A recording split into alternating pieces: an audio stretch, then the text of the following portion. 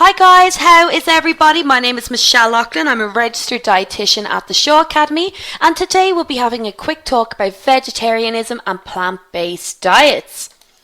So why are we talking about vegetarian and veganism?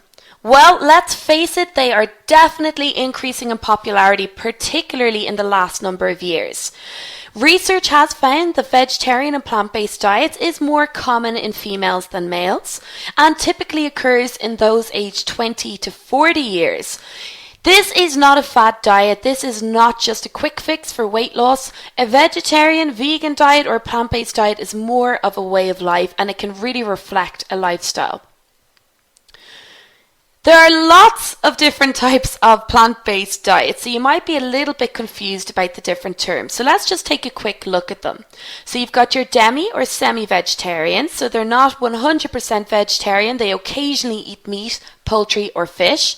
A pescatarian eats fish and possibly other seafood, but does exclude red meat and poultry. A lacto-vegetarian excludes all meat, fish, shellfish, eggs and ingredients derived from them, and they eat dairy products.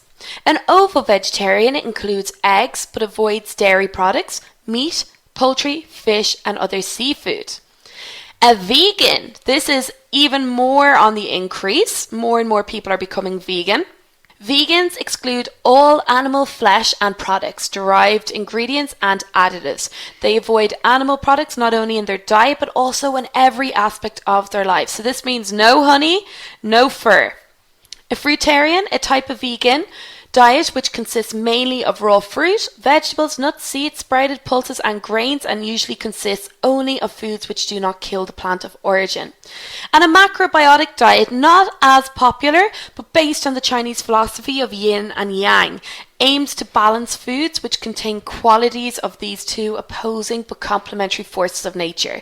It has 10 levels which become increasingly restrictive, and lower levels are most varied and may contain meat or fish if wild or hunted.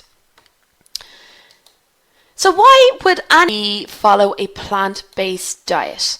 Well, following a plant-based diet has huge benefits for your health. A vegan or vegetarian diet is extremely effective for weight loss. So if you think about it, by cutting out all of the processed food and increasing the amounts of fruits and vegetables which you're consuming, you're automatically moving to a lower calorie diet. Vegetarian populations tend to have lower rates of heart disease, high blood pressure, diabetes and obesity. So if you are suffering from any of the above, it may be worth looking at converting to a plant-based diet. Vegetarian diets may be better for weight management and may be more nutritious overall than diets that include meat. Why is this? Well, plant-based diets are low in energy density. What does that mean? It means you can eat a high proportion of food and it's not going to be very calorie dense. So overall, you can eat a lot of food while staying within your calorie recommendations. Plant-based diets are generally high in complex carbohydrates, which are really good for keeping your blood glucose levels nice and stable. Good source of fibre and water, which may increase the feeling of satiety and resting energy expenditure. Vegetarian diets are nutrient dense, so for the amount of food you're actually eating, you're taking in lots and lots of nutrients. If you're taking in a high proportion of fruits and vegetables, you wouldn't be too concerned about experiencing nutrient deficiency. So, if you move to a vegetarian or a plant-based diet, does that automatically mean you're going to be super healthy? Let's have a look.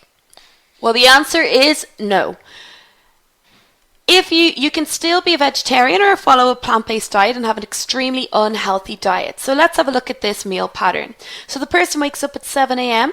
They have no breakfast because they're rushing out to work between 7:30 and 9 a.m. At 11:30 to 12 p.m. they're ravenous, starving, and they have a Danish and a full-fat latte. Because they've had such a big snack mid-morning, they eat nothing for lunch. So by 3:30 to 5 p.m, they're probably experiencing a mid-afternoon slump and they reach for crisps, chocolate bar and Coke. 6 to 7:30 p.m, they eat nothing. They're travelling home from work and maybe they will have a cheese sandwich on the train on the way home. 8:30 to 9 p.m, they have chocolate and crisps whilst watching TV. So let's have a look at this plan. There's no meat in this diet, but it doesn't necessarily mean it's healthy. They're skipping meals, which can cause dips in energy levels, which will cause them to feel tired and lack energy. Therefore, they're making poor food choices. Have a look at the diet. Overall, it's higher in fat and it's high in calories. So this person is likely to gain weight. And overall, they're eating more fat and calories than if they were to eat regularly. And you can see it's very much lacking in fruits and vegetables, even though it is technically a vegetarian diet, and therefore they're lacking essential nutrients. So what I want to highlight to you here is that just because you're following a plant-based or a vegetarian diet doesn't necessarily mean it's going to be healthy. So where does that leave you? Well, when you're following a plant-based diet, you need to take in certain considerations. So healthy plant-based diets require planning, reading labels, and discipline. You should be including a variety of fruits and vegetables. So you're looking at 5 portions of vegetables, 2 portions of fruit a day, and you should be including beans, legumes, seeds, nuts, and whole grains also in your diet. You should be avoiding or limiting animal products, added fats, oils, and refined processed carbohydrates as per the rest of the population. And it's most suitable for those with obesity, type 2 diabetes, high blood pressure, lipid disorders, and cardiovascular disease. But to be honest, everybody will benefit from following a plant-based diet. However, the benefits which you experience will only be relative to the level of adherence to the diet plan. So just be aware that when you are changing up your diet, you need to take dietary considerations. So if you're cutting out meat, if you're cutting out dairy, if you're cutting out sources of other nutrients, you need to supplement them in your diet. So different dietary considerations for a vegetarian and a vegan would be protein, iron, vitamin C, calcium, vitamin D, vitamin B12, and omega-3 fatty acids.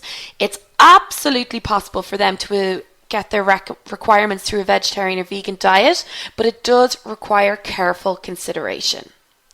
So guys, overall a vegetarian and vegan diet or a plant-based diet has huge benefits for everyone in the population.